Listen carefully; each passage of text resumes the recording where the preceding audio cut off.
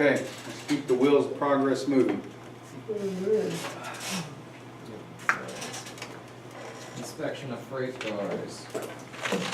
When personnel are not on duty primarily to inspect freight cars, each car placed in the train may be moved after it receives a safety inspection as follows.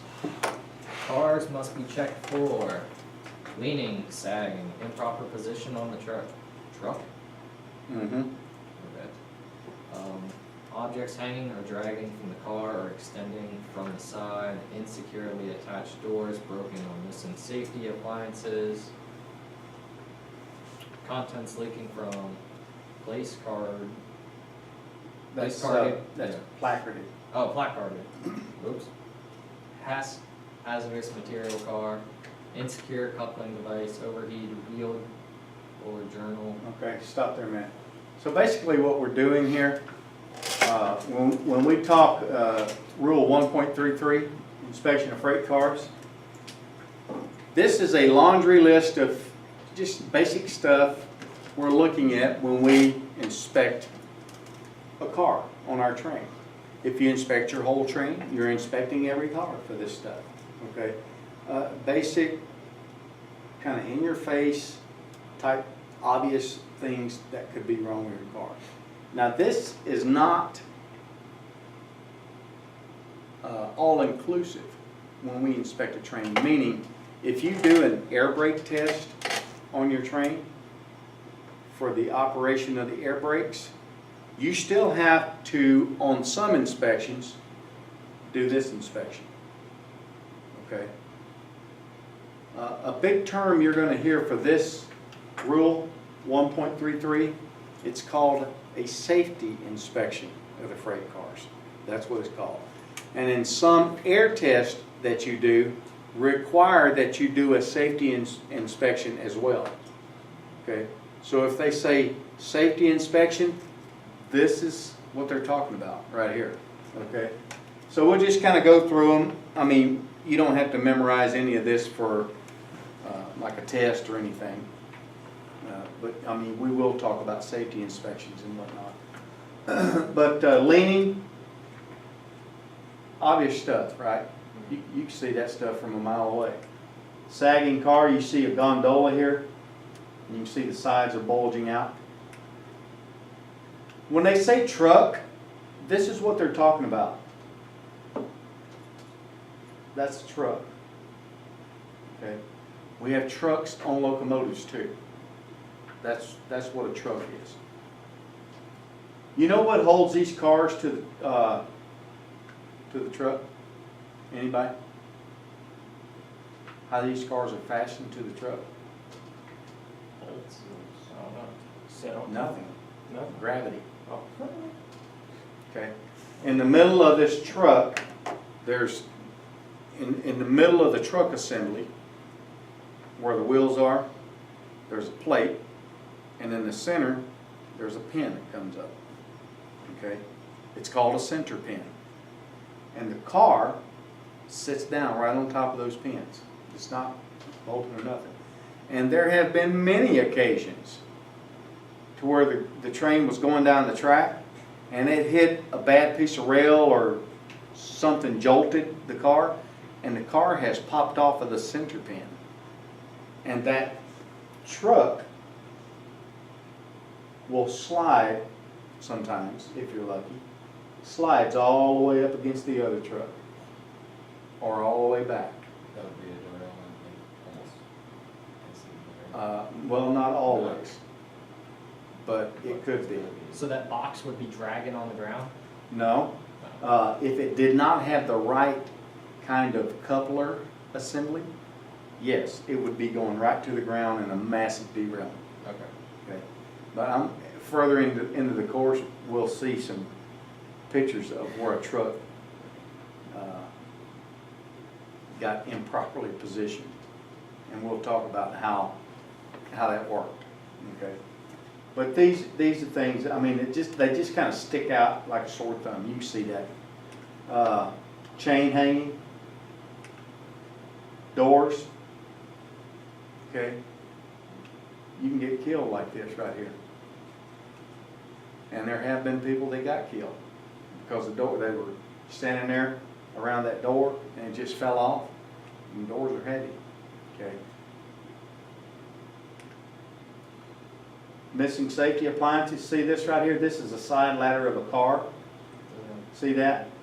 And this right here, if you remember from the field yesterday, that's called a stirrup. Okay? That's the first place you put your first foot. Remember seeing that? Well, this one has obviously got some issues. It's bent. See that? That's a safety defect. You can't stand on that car. So that would be what we call a bad order, a defect. You'd have to get rid of that car.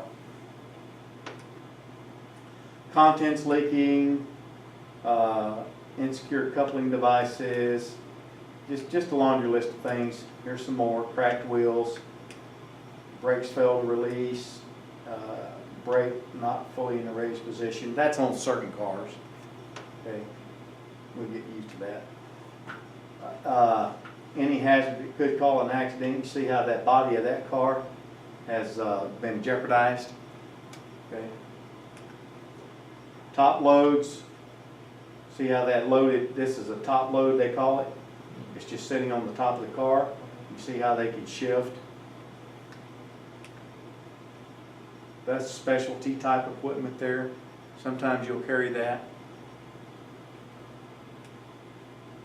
It doesn't take a rocket scientist to figure out what's wrong with that, right? Okay, that's called a shifted load. Or a mess, whatever one you want to call it.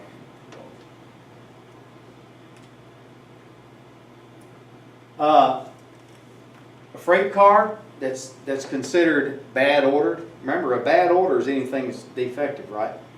On the railroad, we call everything bad orders. Okay. If you've got a bad order car in your train and you're moving that car to another location, and sometimes you can do that. If it's bad ordered for air brakes or some kind of rolling condition or safety condition, it can't be in your train, period.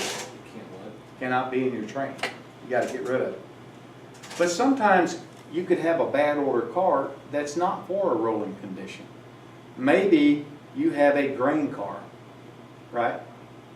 A hopper car that maybe they put grain in it, corn or something like that. And you know how those cars would have dump doors? Mm-hmm. Well, maybe one of those car doors doesn't shut all the way. And they're going to send that car to the home shop to get it repaired. The car's still bad ordered, but it's not for a rolling condition, right? Well, situations like that, got to have 3 bad order tags, and you're going to see this stuff again, okay? So you might want to highlight some of it. Bad order tags, we're going to put 2 on the car, 1 on each side, and 1 bad order tag is going to go in the engine with you. Okay, so it's got to have a total of 3. 2 on the car, 1 in the engine with you.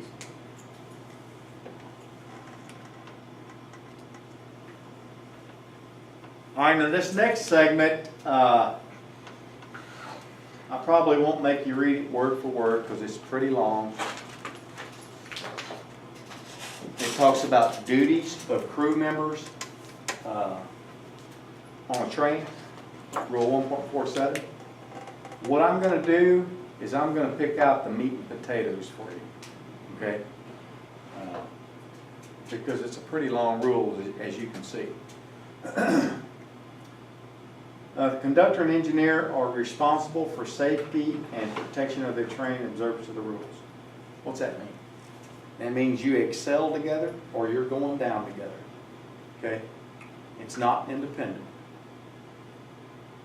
You don't have the right to sit on the left side of that locomotive and just let the engineer do what he wants to do. It's a team effort. You both have to be operating that train in accordance with the rules.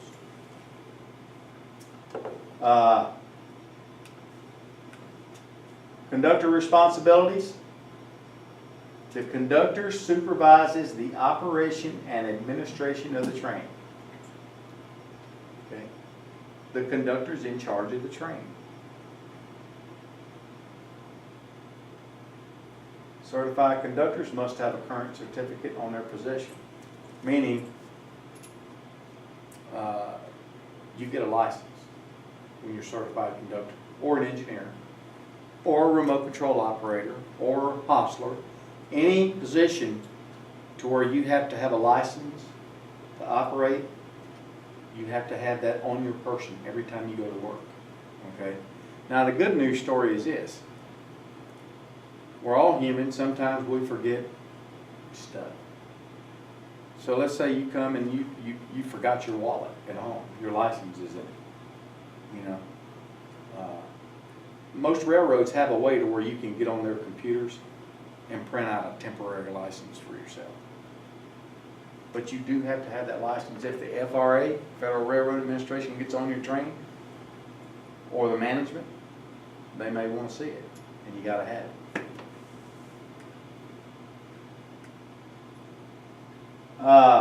Conductor must advise the engineer and train dispatcher on any restriction placed on equipment being handled. You get your train, you get a train list, right? Tells you a lot of information about your train. Tells you the max speed of your train. Maybe you got a car in your train that's restricted to 40 miles an hour, when otherwise your train may be a 70-mile-an-hour train. Okay? That's good information that the dispatcher needs to know. He might not know that. In fact, he probably won't know it. Okay? So when you get ready to leave, hey dispatcher, just so you know, we're a 40-mile-an-hour train today, right? That makes a huge difference in how he handles you, okay? And for sure, make sure the engineer sees that, because he's the one driving the train. Big one here. Conductor must remind the engineer that the train's approaching the area restricted by the limits of authority, track mark, bulletin, or radio speed restriction. Basically, you gotta let the engineer know when something is coming up, or you're reaching the end of the line, so to speak, or you're coming up to a speed restriction. That's your job as a passenger on that train. Well, when do you have to let him know? The conductor must inform the engineer after the train passes the last station, but at least 2 miles ahead of the restriction. Okay? So if I have a speed restriction at milepost 20,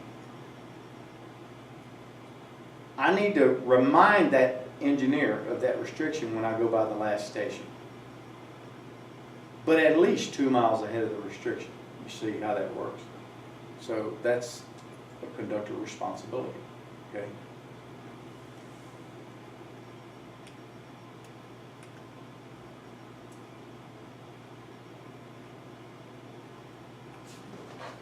Responsible for the freight carried by your train? Yes. You don't really, as a conductor, maintain any records. All they give you is a train list and your track bulletins. Now back in the day, the conductor on the train had all the way bills for every car. And he had to turn those in to the supervisors when he got to his destination. And that's how they did their billing for moving the car. Nowadays it's all automated. You don't have any paperwork concerning the actual contents of the car, none of that. So the wayside readers for Exactly. You got, you remember Jeremy yesterday on the hump? He was telling you they got those scanners. Well, they got scanners all across the railroad, even on the main line, in certain spots. And it picks up your train when you go by it at 70 miles an hour. And it knows where you're at, knows your speed. It knows every car on your train, everything. Okay? So you don't really have any records, per se, to maintain.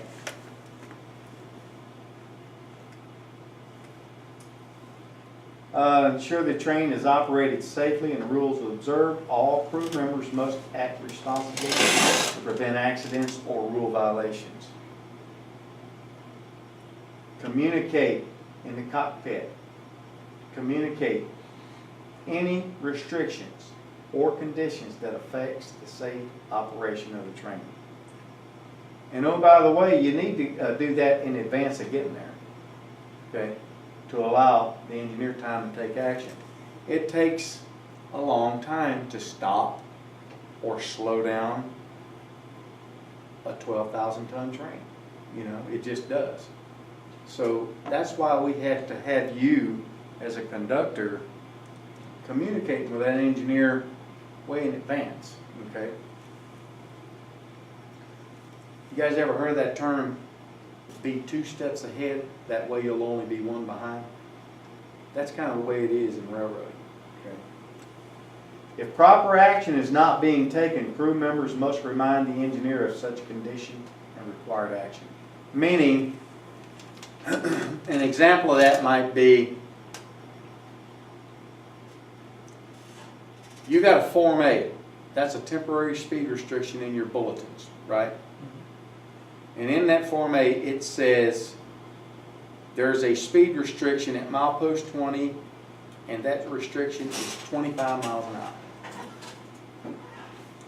Well, 2 miles before that speed restriction, you're going to see out there, Maintenance Way will put a yellow board 2 miles ahead of that restriction as a reminder to all the trains, okay? So you see that yellow board coming up, and you say, yellow board 40, that's what they'll say, something like that to the engineer.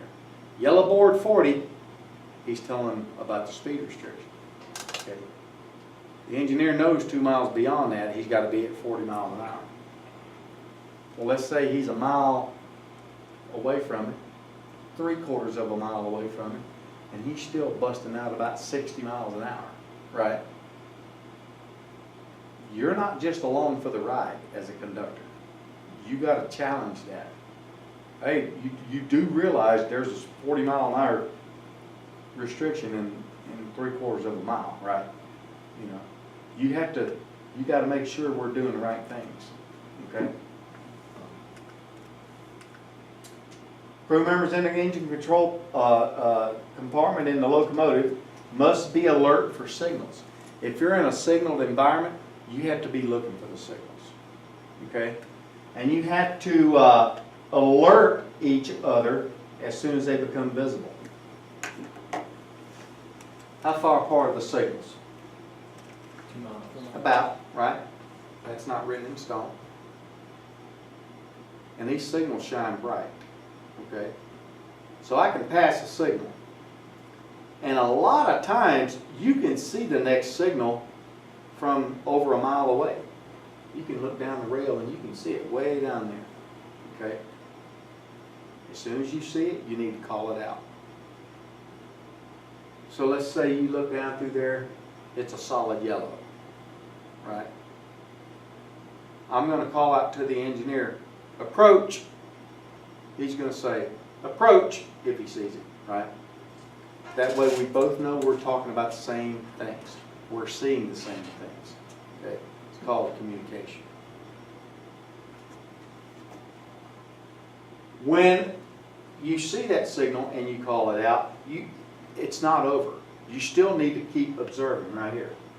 Continue to observe and announce the change, any change of the aspect until your train gets by that signal.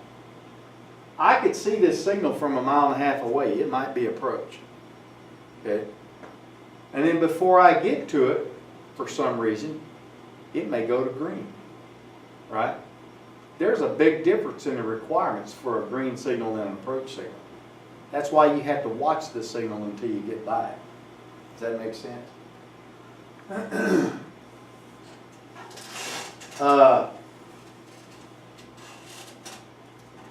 If the signal is not complied with promptly, crew members must remind the engineer of the rule requirement. If I go by an approach signal, we've already talked about this. I go by an approach signal. Let's pull my mic off.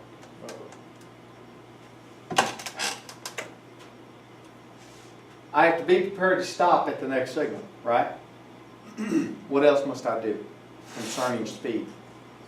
Slow down. To what? 40. 30. Okay, trains exceeding 30 immediately reduced to that speed. Let's say I get a mile beyond this signal, and he's still doing 60 miles an hour. You think that's a good thing? No. Why? Because the rule specifically says trains exceeding 30 immediately slow down to 30, right? So he's not doing what he's supposed to be doing. Okay, got to challenge him on it. Another situation, when I'm in I keep saying cockpit for some reason, I got aviation on mine. When I'm in the locomotive, conductor's on this side. Those locomotives are pretty wide, okay?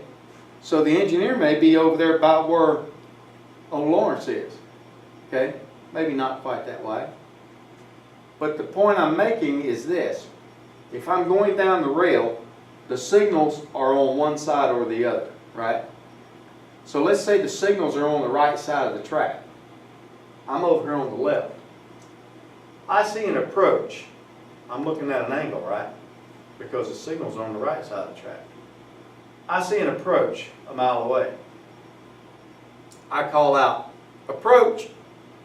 And Lawrence is looking down through there. He's like, no, that's approach medium. It's flashing. Right? That could happen, and it does. The rule says if we don't agree on the signal, we have to go with the most restrictive, for obvious reasons. Now, why do you think he might be seeing a flashing?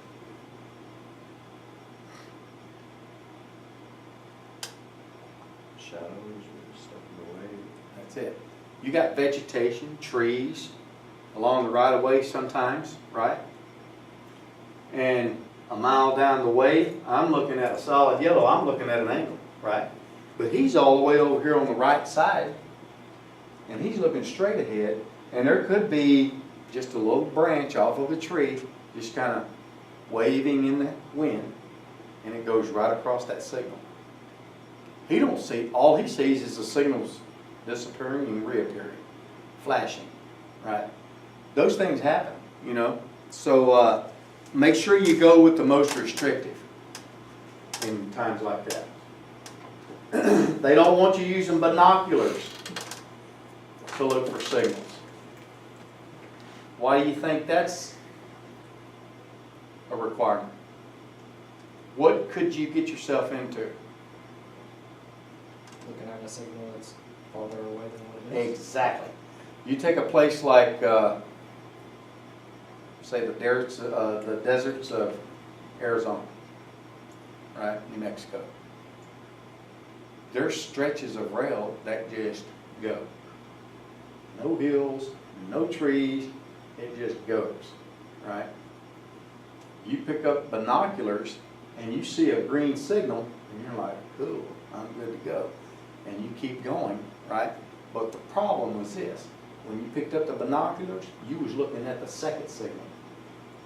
The first signal you're coming up to is red.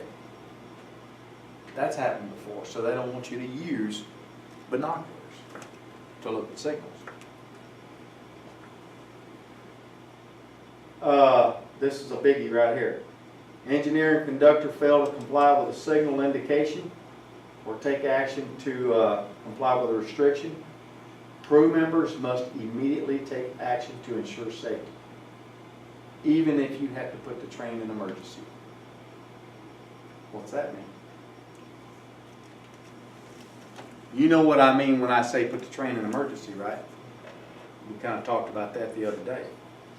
When you blow the air in the train and make all the brakes set up, okay?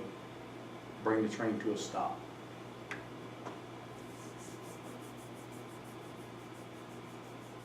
Some of you are going to get tried one of these days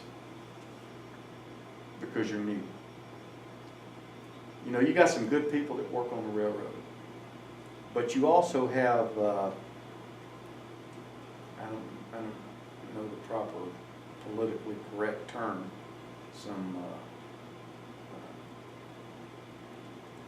buttholes, I guess you might say, bitter people, I don't know.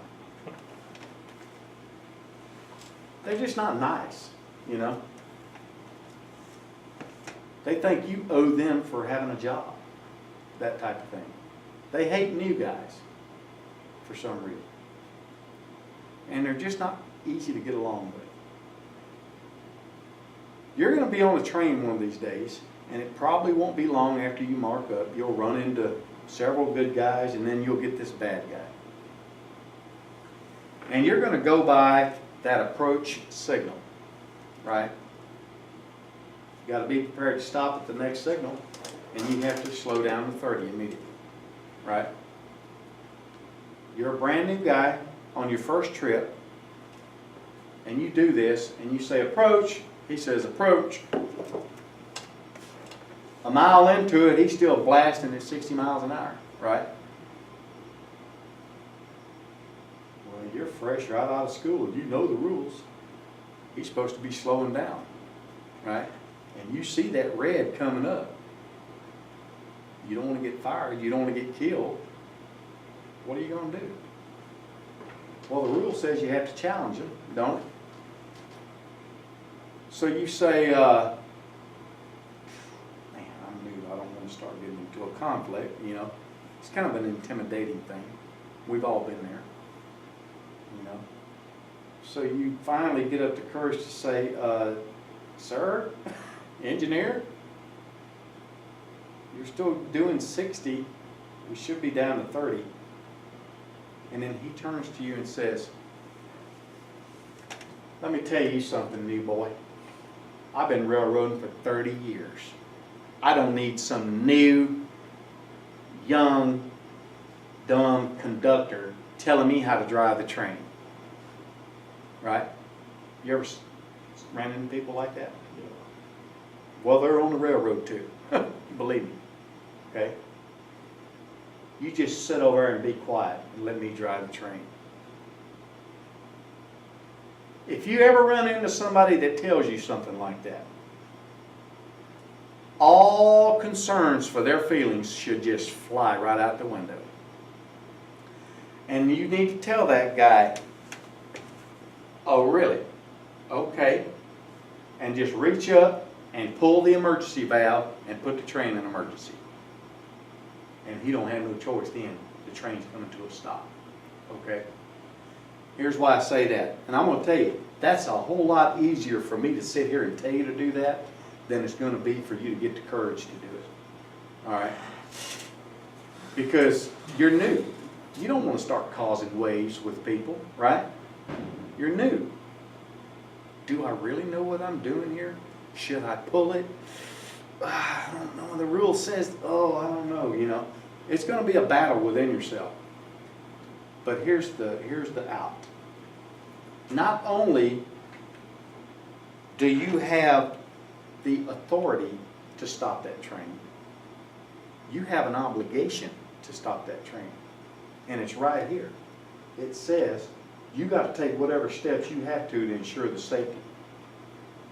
Pulling the emergency brake valve if necessary. You need to take this attitude, okay? If you tell him that, sir, we're still doing 60, aren't we supposed to be at 30? And he tells you to shut up and sit over there and enjoy the ride, what he's telling you is he has no regard for your safety. He has no regard for getting you in trouble, because you're going down with him if he gets by that red signal, right?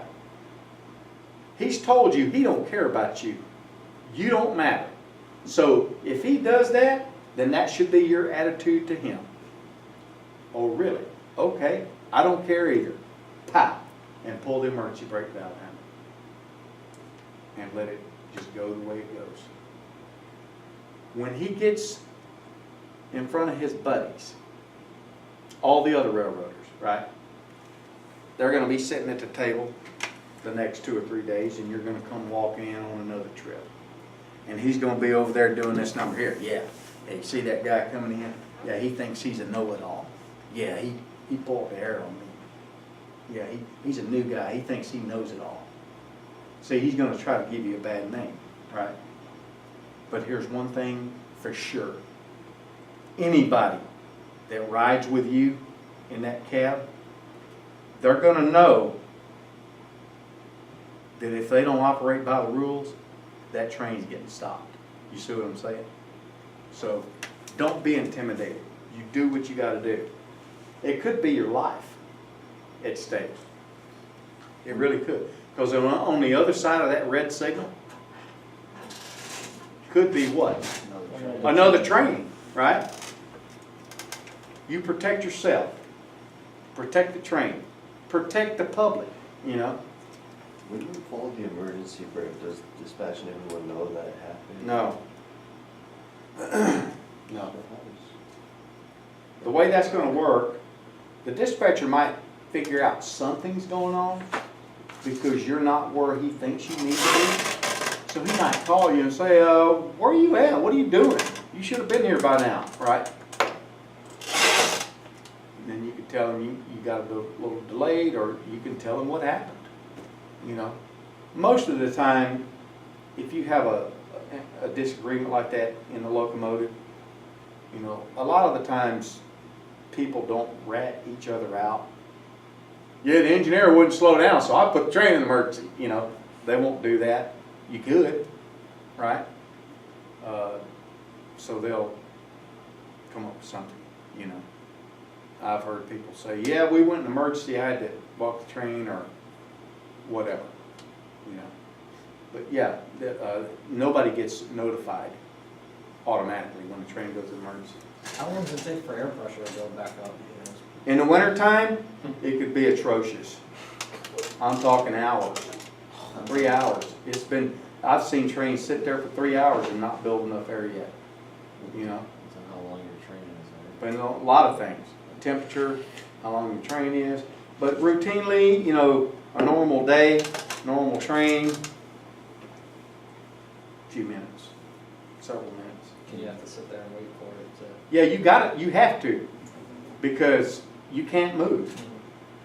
Because if you don't have any air pressure built up, the brakes are set. You have to have pressure built up to release the brakes. Okay. All right, 2.3. We're talking repetition. We're talking radios now. Okay. Take off. Go ahead, Bruce. Rule 2.3. Repetition. An employee who receives a transmission must repeat it to the person transmitting the message, except when the communication concerns yard switching operations,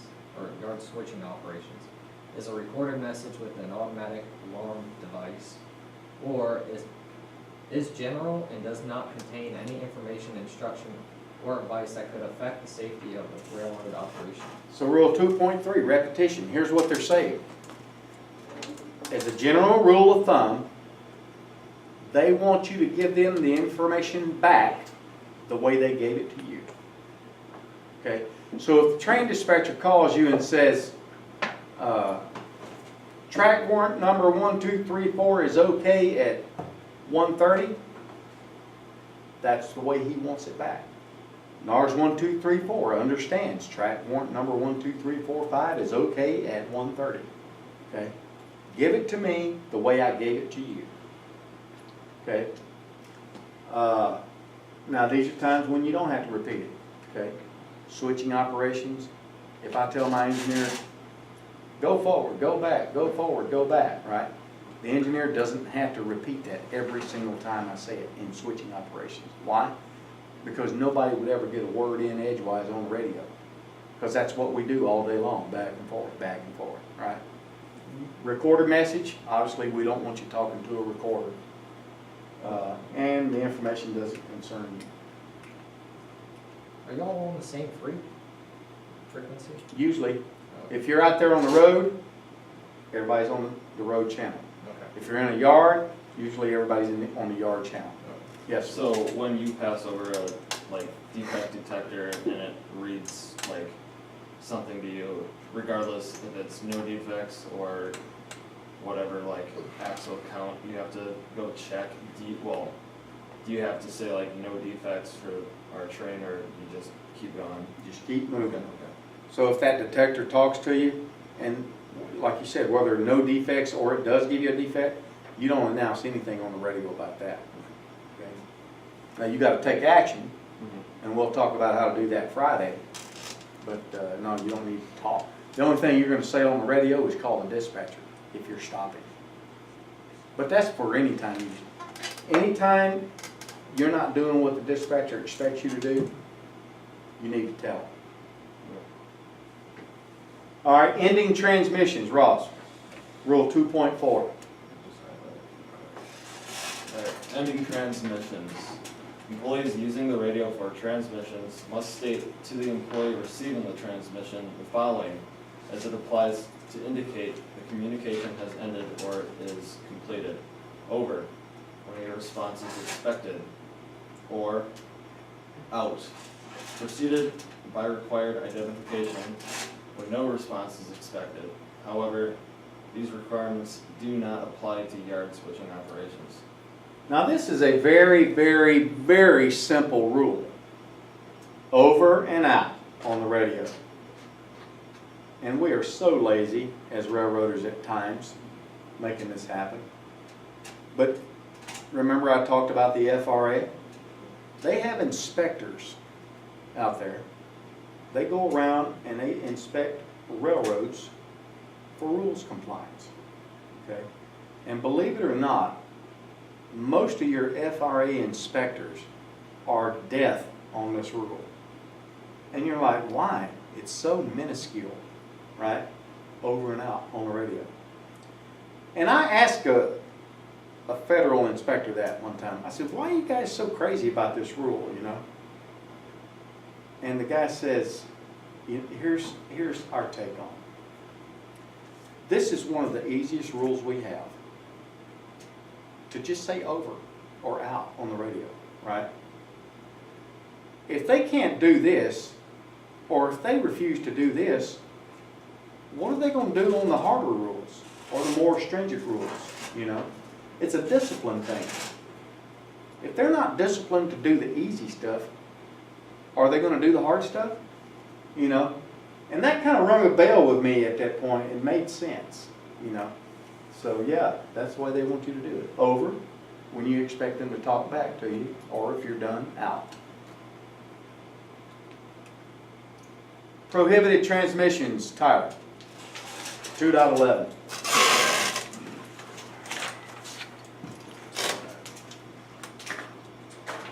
Employees must not transmit false emergency or an unnecessary or unidentified communication. Employees must not use indecent language over the radio. Employees must not reveal the existence, contents, or meaning of any communication except emergency communications to persons other than those it is intended for or those whose duties may require knowing about it. So the short answer to this, if you need to talk on the radio, talk on it. If you don't, stay off of it. Okay? From time to time, you can hear other crews on the radio, right? Going down the countryside. And you'll hear Billy Bob come over the radio because he knows Joe is on duty behind him. Yeah, Joe, you going fishing this weekend? You know, really? Just keep it professional, you know. There's going to be plenty of times when you get frustrated out there too. Don't start cursing and carrying on over the radio. Keep it professional. Okay. Prohibited transmissions. All right, mandatory directives. What do you think that is? You don't have to be a seasoned railroader to figure that out. What do you think it is, Lawrence? Well, if I said mandatory directive?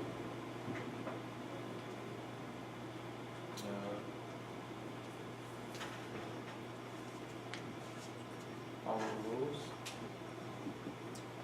It's a requirement that I have of you, right? If I tell you to be here at 8 o'clock in the morning, that's mandatory, right? Means you need to do it, okay? So anytime the train dispatcher talks to you about the movement of your train and gives you instruction, it's mandatory. You don't get an option or a vote, all right? So Lawrence, take off this. When transmitted by radio, mandatory directives must conform to acceptable operating rules and the following. The train dispatcher must state which mandatory directive will be transmitted.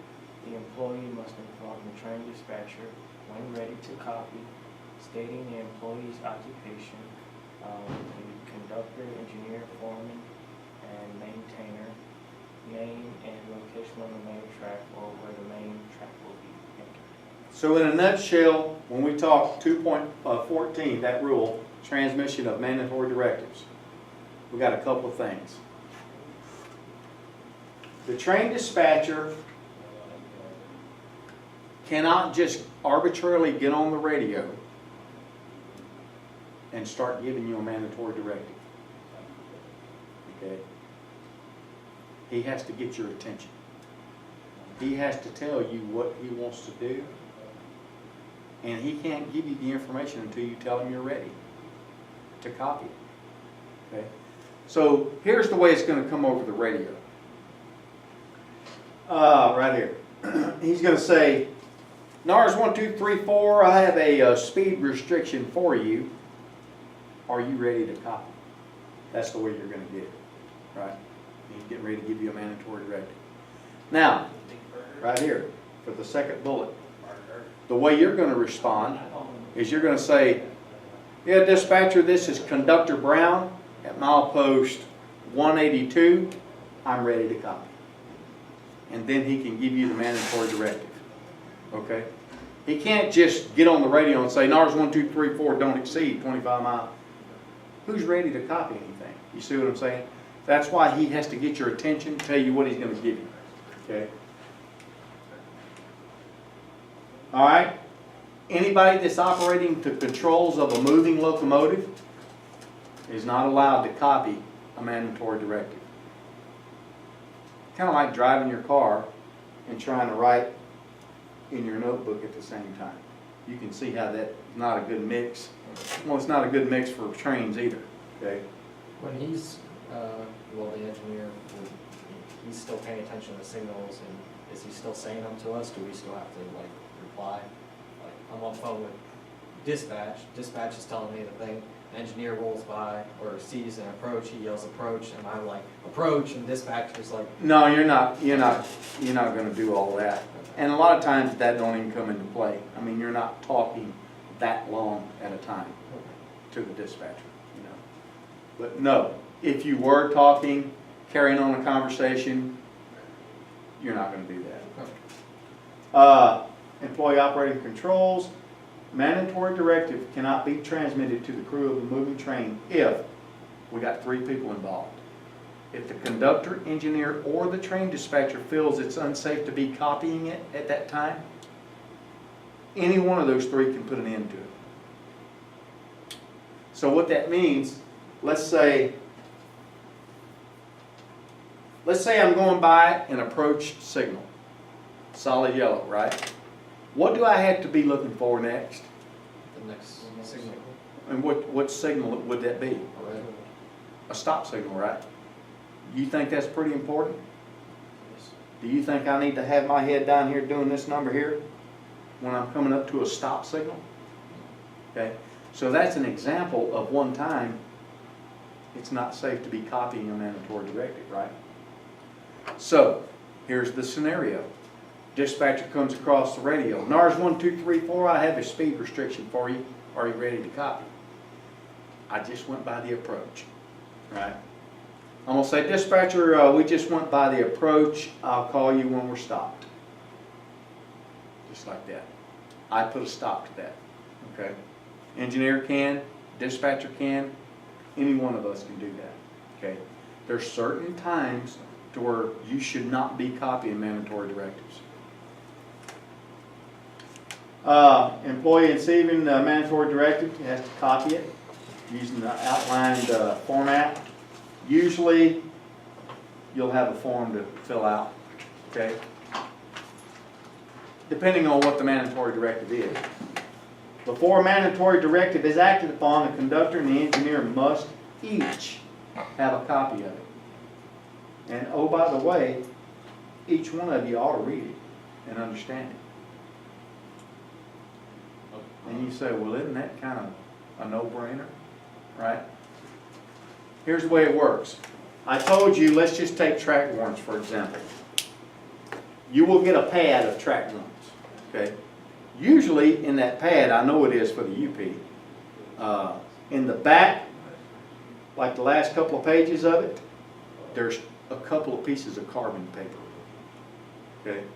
So you just tear out a piece of carbon paper, and when it's time to copy it, you just slip a piece of carbon paper and you're making 2 copies, okay? You give it to the engineer, his copy. Yes, believe it or not, there are some engineers that'll just take it and throw it on their shelf. Conductor will tell me where to go, you know. Both of you need to read it and understand it, okay? Because why? The human equation. I can mess up as a conductor, okay? It's about checks and balances. Electronic devices, there's a lot of stuff in here that I won't browbeat you about, but I will pick out some important stuff. Electronic device, rule 2.21. Any electronic or electrical device used to conduct oral, written, visual communication, place or receive a telephone call, send or receive electronic mail or text message, look at pictures, read a book, and you can see on and on and on, they've thought of everything, right? Those are considered electronic devices. The use of any electronic device is prohibited if that use interferes with the employee's performance of duties. Any device is prohibited if it interferes with your duties, okay? Personal or railroad supply. Sometimes you do have certain locations to where the railroad supplies a job with either a computer or a cell phone, right? I had a crew that I made them carry a cell phone I bought in case I need to contact them, or they need to contact me on an industry job, okay? That happens a lot. So these rules apply to either or, okay? You can't just say, well, it's a railroad, it's official business. You know, I'll just use my railroad phone. Don't work that way. Pretty sure incorrect use of crew cell phones or something like that. Yeah, I don't know. Maybe used to respond to emergency, encounter while on duty, communication device, and event of radio malfunction. You're going to see this over and over again. In the event of an emergency, it's basically you do what you got to do to make ends meet, right? It's kind of, that's the issue. It's not about railroad rules right now. It's about the issue. Okay.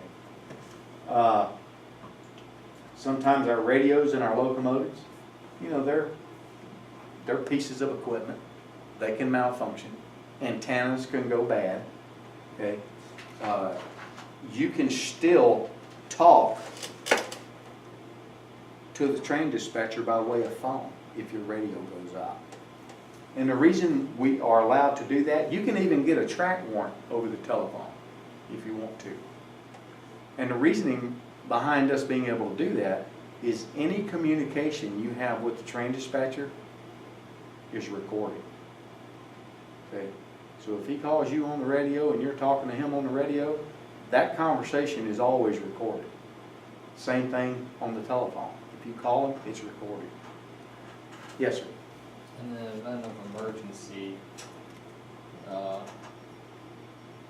like if you hit a car, I know it's been happening a lot lately, especially over there on the East Coast. People, cars. It happens everywhere, yes. yeah. But would you first contact dispatch or would you first contact emergency services? You're not contacting emergency services. Sorry, no? That's not your job. Okay. You're going to dial emergency and get a hold of the dispatcher. Because the train dispatcher has at his disposal a incident department, pretty much. The UP, they call it a Risk Management Control Center. And they know you could be in the middle of anywhere at 1 a.m. in the morning at some secluded location and have an emergency. Tell the dispatcher your milepost location. When he reports that to the risk management folks, they know exactly the sheriff to call or everything right there for that milepost location. And I mean, it's instantaneous. It'd blow your mind how they got it down. So yeah, you'll just call the train dispatcher. All your communications, when you're out there on the rail, is with the train dispatcher. Use of electronic device prohibited, yeah, talked about all that.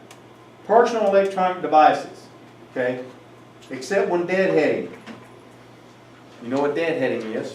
Getting a ride to. Getting a ride to somewhere, right? You can't have them out, you can't have them on. They have to be turned off and stowed out of sight.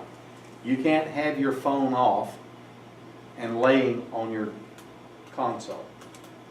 It's got to be gone, out of sight.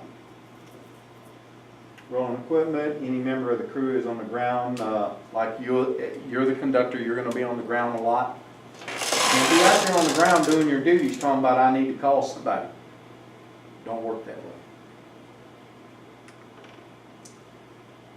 Railroad operator employee may use electronic device for voice communication.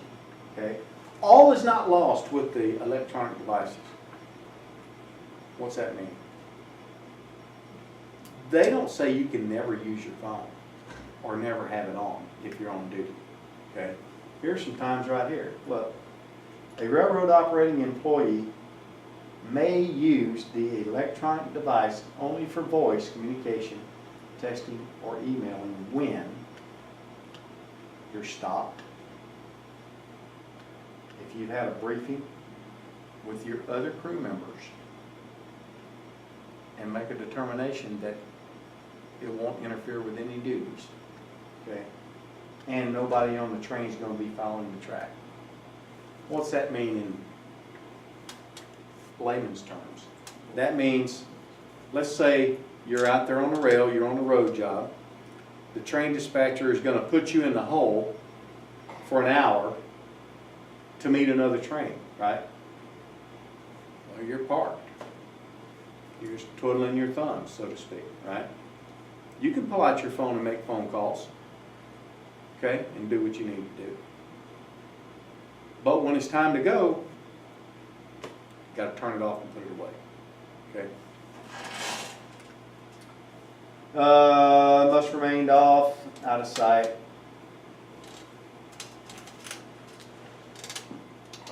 Electronic devices, railroad operating employees may use digital storage display function of electronic device to refer to a rule. Okay. If I'm going down the rail and I've got an immediate situation where I need to look up a rule, which usually don't happen that much. But if you do, and your rules are stored electronically, you can look those rules up if you need to, okay? But that's it. When you're done, you need to put it away, all right?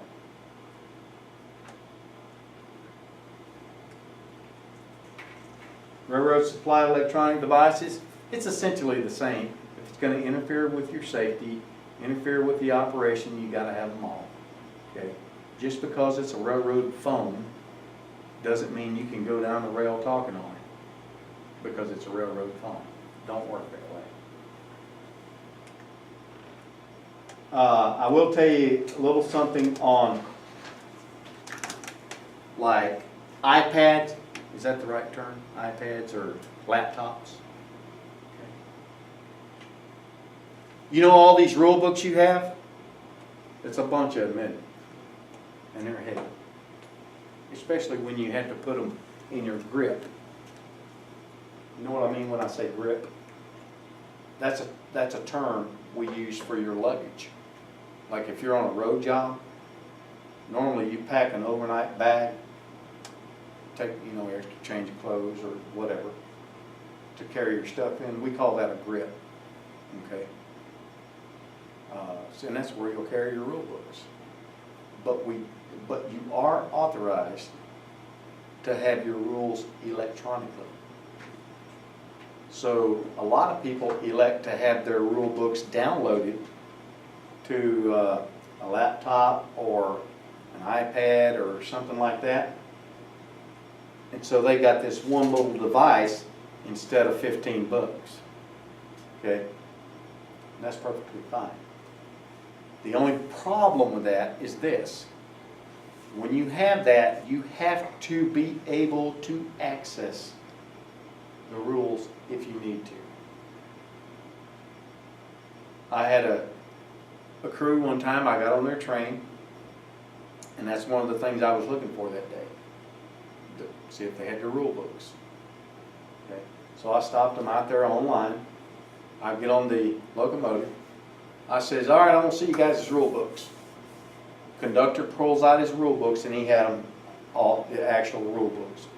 He pulls them out and says, yeah, okay, yeah, looking good. Turned to the engineer and said, where are your rule books? He says, I got mine on the laptop, I'm like, cool. Let me see rule 2.2 in the G card. And he pulls out his laptop, opens it up, hits the on button, and his battery's dead. He don't have his rules. You see what I'm saying? So you can have them downloaded, but you got to be able to access it. I never did the laptop thing. A lot of people do. I just have never been that person, So you can do whatever you want to do, whatever works for you. Just make sure it turns on. Yeah, but if you do it that way, you got to make sure that you can have access to it. Okay.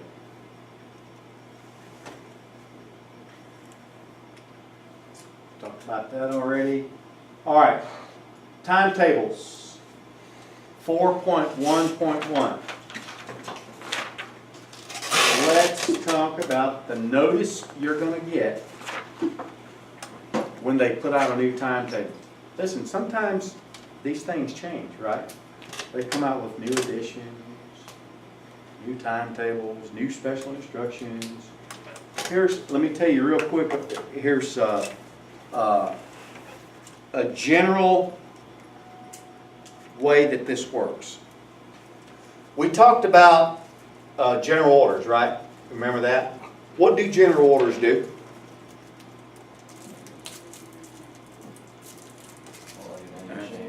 Any change in what? That and other things. Rules, right? So yes, it could be G-Core, it could be timetables, it could be SSIs, it could be whatever. General orders change rules. So here's a typical situation.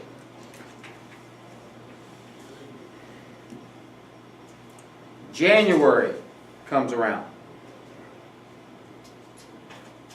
They have just printed a new system special instruction, right?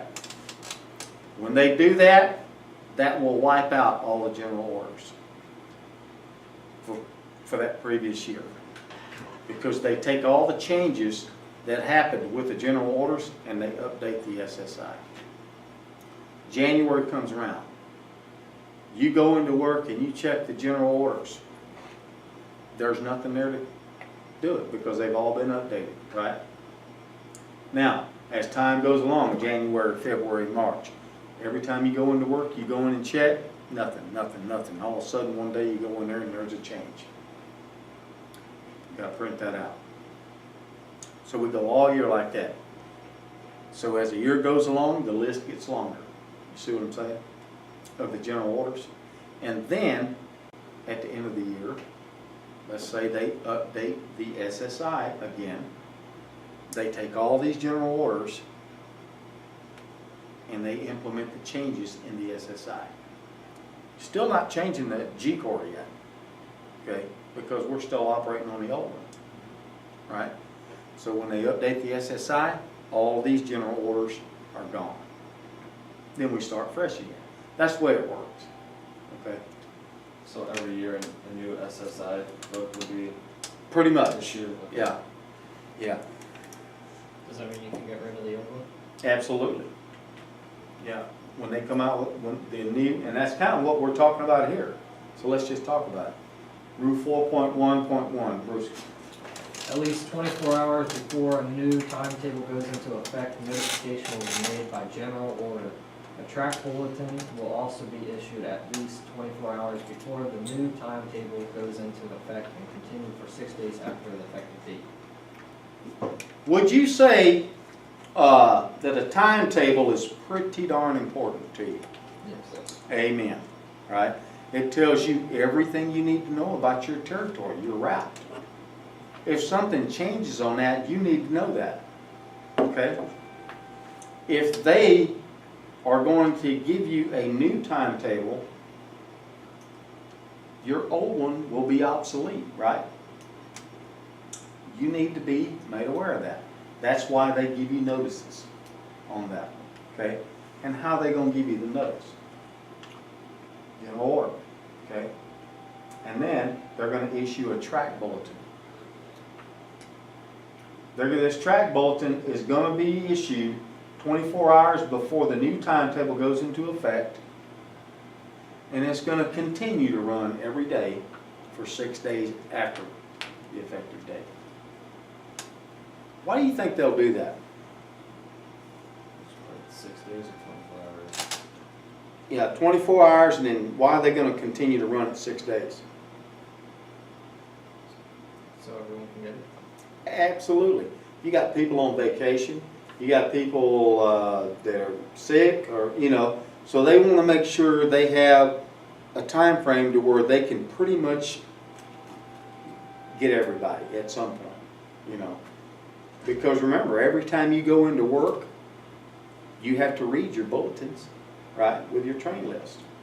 So this will come out in a Form C in your general track bulletins. Is there a way to get it after the 6 days? You mean notified? Now you're going to have your time. This has nothing to do about actually receiving your timetable. All this means is they're just giving you notice that a new one's coming into effect. Now let's just say,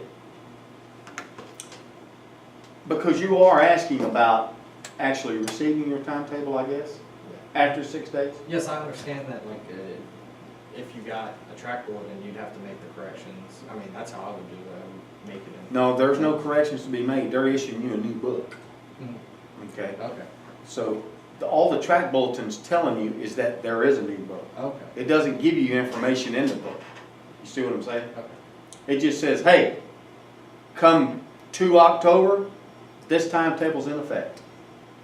You have to get issued that timetable. Your manager's going to give it to you. All right. All right. So let's just say you took a 2-week vacation and missed all the notices, right? As soon as you go to work, everybody and their brother, hey, you got to make sure you go get that new timetable, you know, and just go see your manager and he'll give it to you, you know. Did you have something to say, Ross? That answered my question, basically. Yeah, you're going to have what you need, believe me. Okay. Special instruction, Ross, 4.2. Special instructions. Special instructions will replace any rule or regulation with which they conflict. Example of that, special instructions will replace any rule or regulation. If I have in my G Corps a rule that says something, and I'm just pulling something up for an example. Let's say Rule 8.2, position of switches, right? And the G Corps says something specific about that. That's the rule, right? I also need to be aware if there's anything in the SSI that might change that. Because the SSI could change that. Remember, the SSI is specific to a railroad. G Corps is specific to everybody that signed up to operate off of it. So I go into my SSI and it says Rule 8.2, delete entire rule. The SSI takes precedence over the G code. You see what I'm saying? So that's, you need to be aware of where certain additions or deletions or stuff like that is. When you first get hired out with a railroad and they give you your rule books, you need to physically take the time to go through your SSI and compare it against your G code. Because you're going to have all new rule books, it's going to be new to you, and you don't know of all the recent changes because you just hired out. So you need to physically do that. And it's going to be time consuming, but you need to do it. You do it once, you'll be good to go. And then all it is maintenance after that. Timetable characters. Tyler. Timetable characters are lettering and symbols located in the timetable station column. These letters and symbols indicate the special conditions at specific locations such as yard limits and manual interlocking. Here's an example of that. You can turn, well, you're already there, right? Rule 4.3. You see the list of different timetable characters. Here's what they're talking about. And you're going to see this also when we have a timetable class. But we have a column in our timetable. And it says something like sidings, right? And then station. It's got the name of the station. And then it might have 4.3, and then type of operation, so forth and so on across there. Okay. Well, let's say at station Anna, we'll put Anna. You're reading across here. Anna doesn't have a siding because there's nothing listed, right? If there was a number in here, what would that number represent? The length of the siding. So not only do you know there's a siding here, you know the length of it, right? It doesn't have a siding, okay? But at Anna, let's say you're reading across and you see a bunch of letters that say something like B, X, T. And you're like, what the heck does that mean? Right? You can go to Rule 4.3 and it will tell you exactly what these characters mean. That's what this is all about. So what's a B mean? General orders, notices, and notices. So you have the capability of reading general orders, notices, and circulars at this location, right? You know what that essentially is telling you? There's a computer at that location you can log into. Okay. What's the X mean? Crossover. There's a crossover at that location. What's a T? Turning facility. You know what that's for? Changing the direction of a locomotive. Turntables, right? Turning facility. Any questions on that? Now, where you see in 4.3, that's the only place that you're going to be able to find out what these characters mean. You would think that these legends would be somewhere in the timetable as well, since that's where you're getting the information, right? But they're not. So if you ever are in a situation, you see all this and you don't know what it is, that's where you look, is Rule 4.3. Okay? Bring it out and stick it in there. Questions, comments, concerns, complaints? See where that says that? Yeah, Okay. I'm looking at a I'll just print that out and stick it in there. 4.3. Yeah. No, 4.3 is rule 4.3 and then JX, X, Right. A. And really, over time, Doesn't really change. with experience, you'll learn, you know. Will they ever change, like No, if a T gets, well, if they take out a T, will it just kinda not show up on the new? oh, you mean if you're at an area and they have a turntable? Yeah, and then for And then they some- get rid of it? Yeah, Absolutely. okay, That changes. So you would get what on that? just, You would get a general order yeah, that says that that's changed. And then when they update the new timetable, that T won't be in there, right, right? the T will be, It'll be gone, right, okay? basically. So any questions on general responsibilities? Pretty straightforward.